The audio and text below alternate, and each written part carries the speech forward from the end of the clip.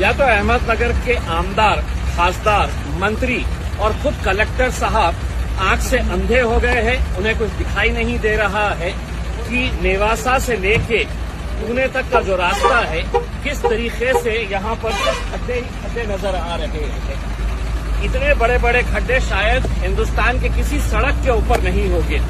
एक बात समझ में आ रही है कि या तो ये जितने लोगों का मैंने नाम लिया हूँ, आमदार, खासदार, मंत्री और कलेक्टर साहब, डीपीडीसी के पैसे के जरिए ये सीमेंट भी अपने पेट में डाल दे रहे हैं और डामर भी खुद खा रहे हैं।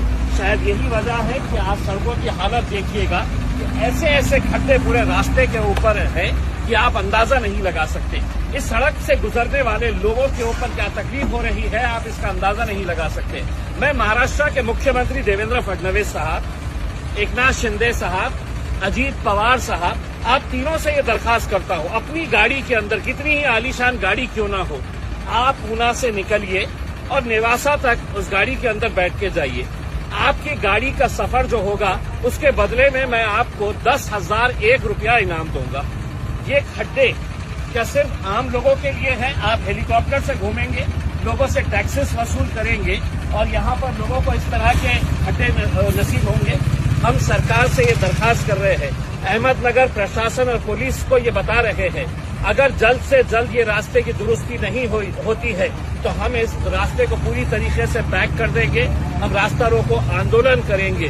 हो सकता है कि पैसे की लालच के अंदर ये डीपीडीसी का फंड पूरा आपस में मिल बांट कर खा रहे हैं। उन्हें फिक्र बस इस बात की थी कि अहमदनगर शहर का नाम कैसे बदला जाए। आपने नाम बदल दिए, अहिल्याबाई होलकर के नाम के ऊपर इस शहर का नाम तो रख दिए, लेकिन आपको शर्म नहीं आ रही है कि इस शहर के आने और जाने का जो रास्ता है उसके ऊपर जो खड्डे भरमार पड़े हुए हैं उसको आपको नजर नहीं आ रहा है। हम आपसे दरखास्त कर रहे हैं। और हाँ, मुख्यमंत्री साहब अगर इस सड़क से गुजर रहे हैं तो 10,001 रुपया, और अगर इसी सड़क से वापस जा रहे हैं तो दोबारा 10,001 रुपया हमारी तरफ से, मजलिस की तरफ से आपको दिए जाएंगे।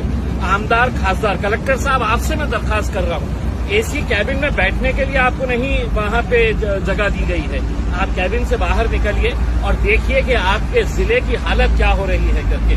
और इल्जाम आपके ऊपर इसलिए लग रहा है कि आपके जो मंत्री, आमदार, खासदार पैसा खा रहे हैं, शायद आप खामोश बैठे हैं। हो सकता है कुछ हिस्सा आपके हिस्से में भी आ रहा होगा, इस वजह से आप मुंह खोल नहीं रहे हैं। जल्द से जल्द ये रास्ता दुरुस्त कर दीजिएगा। हमें मजबूर मत करिएगा कि हम दोबारा यहाँ पर आए और पूरे रास्ते को हम जाम कर दें। जल्द से जल्द ये काम शुरू किया जाए।